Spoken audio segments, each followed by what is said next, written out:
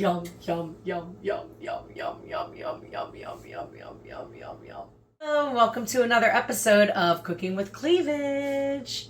So tonight I'm going to make pumpkin gratin. It's a recipe by Jacques Pepin that I heard on the radio once, and I started making it, and it's delicious. And I had some pumpkin in my freezer, and I was like, well, let me unfreeze it before I cut open the next pumpkin, you know? So it calls for a can of pumpkin puree, not pumpkin pie filling. It's pumpkin puree, which I have here. I have fresh pumpkin, and he says it's the 15.9 ounce can of pumpkin. So I have it's right at almost 16 ounces right there, which is 2 cups. So I'm going to put that in. I also have in here salt and pepper. I use white pepper. As y'all know, I prefer white pepper. I'm getting it all over the place. I guess that's why he said in the recipe to spoon it in so that it doesn't plop everywhere like that. But I have 3/4 of a teaspoon of salt and a 1/2 teaspoon of white pepper in here instead of black pepper. You can use black pepper if you like. I'm just like, I prefer white pepper. Okay. And then it is 3 large eggs.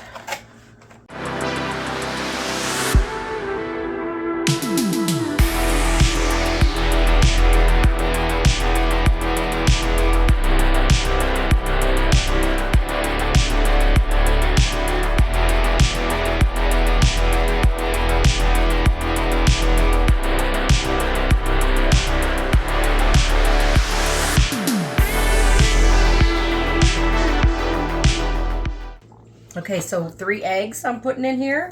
1, 2, 3. A cup of heavy cream. Woo, that was easy. So while that's straining, it's also calls for 3/4 of a cup of grated Swiss cheese. At the store, I couldn't find grated Swiss cheese. I only found sliced. So I just figured out, I got a package of 8 ounces of Swiss cheese, and I just kind of cut it up. It was a little bit less than half. So I figure that's about 3 or 4 ounces. And I'm going to put that in there. I just cut it all up like that. Swiss cheese.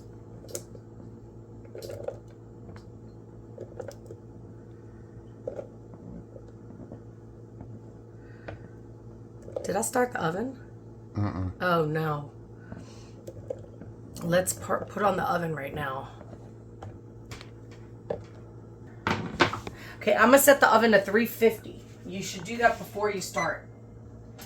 So while hopefully it won't be that long. So then I'm going to blend all of this.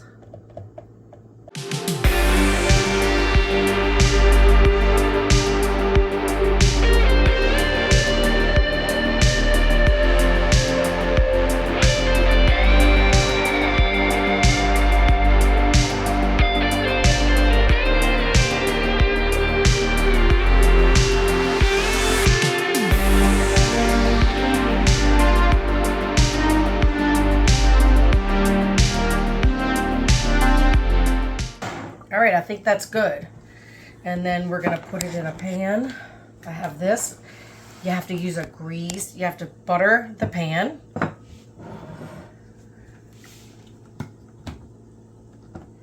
Put the baking dish. And then we're going to pour it in. That looks so good, doesn't it? It looks so beautiful. I'm going to try to...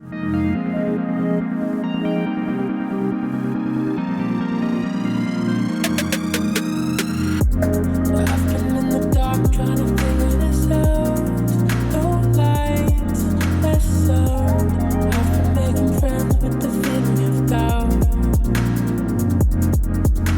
but I still try.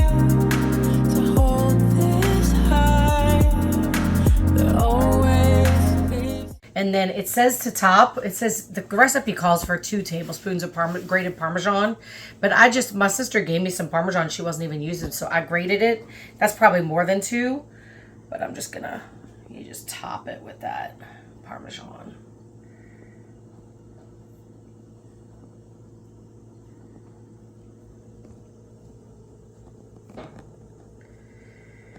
And I might as well just use all of it, I think. Don't you? It couldn't hurt. It's gratin. So we'll just top that with Parmesan. All right. Now while the oven's getting to temperature, I might just pour myself a beer instead of making a cocktail tonight. I'm just gonna make a beer, okay? I hope y'all don't mind that, because I don't know what cocktail to make tonight. So I am going to get my beer cup out. I can do a little advertisement for Buc-ee's, because we found this at Buc-ee's, and it's a beer cup, and you can put it right in the freezer. You see how it freezes? It's hand wash only. Oh, you're supposed to lay it upside down in the freezer. I forgot to do that.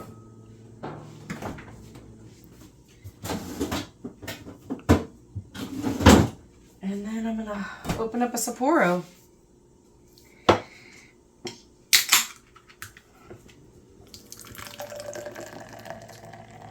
And I'm gonna let that settle.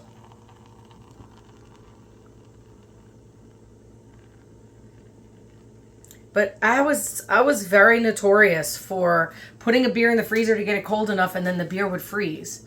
So we found these at Buc-ee's, and like made for me. It's like heaven, right? You could take it straight out of the fridge and you can put it in this cup, and it makes it feel like it's it tastes like it's it was in the freezer. It's freezer cold. Let's just say right above frozen. And we still have some time on that. So I'll be right back. Take a sip of this when it's settled. Okay, so we're set up to 350.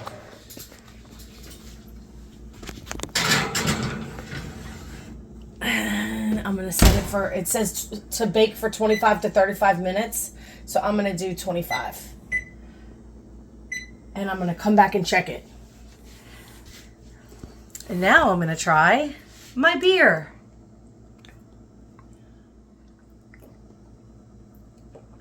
Y'all should really try these cups. I don't know if you can still get them at Buc-ee's, but that's where we got them. I'll be back. Okay, so the timer went off. I'm going to turn off the timer and I'm going to look at it.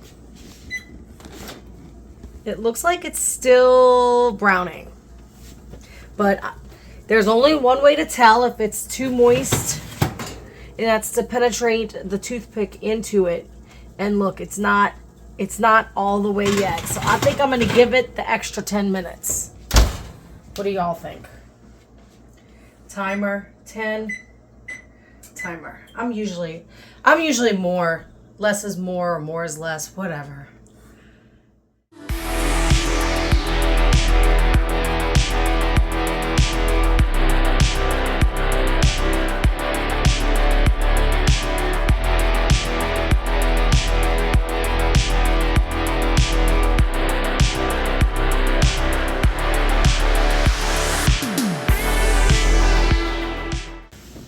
Okay, so now that the time has passed, we're gonna see. Y'all can see it now. It's browned on top.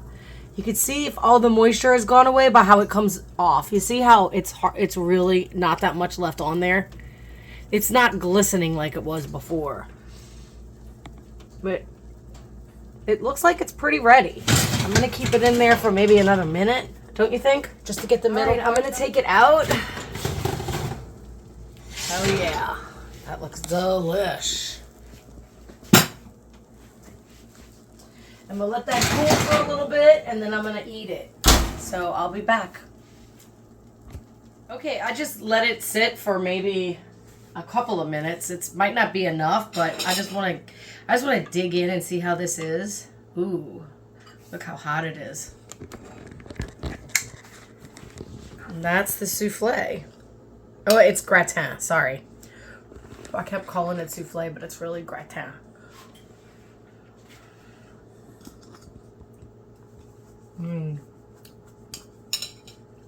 That is so good. It's set, but it's still moist. And those flavors penetrating together are so delicious. I think it's great. Savory and delicious. Yum. The cheese is perfect. I think he might have used, even though the recipe I found online, because I heard him on the radio say it, and I heard it and I wrote it down, but I can't find where I wrote it. So I looked it up online, and it says Swiss, but I think that's because it's really hard for us to find Gruyere. I think he probably used Gruyere in it instead of Swiss cheese. But anyway, it doesn't matter what you use with Gruyere or Swiss and Parmesan, you will be a hit at any party, because I promise you nobody's had pumpkin like this. So I hope you enjoyed this episode of Cooking with Cleavage, and I hope we get to see you soon.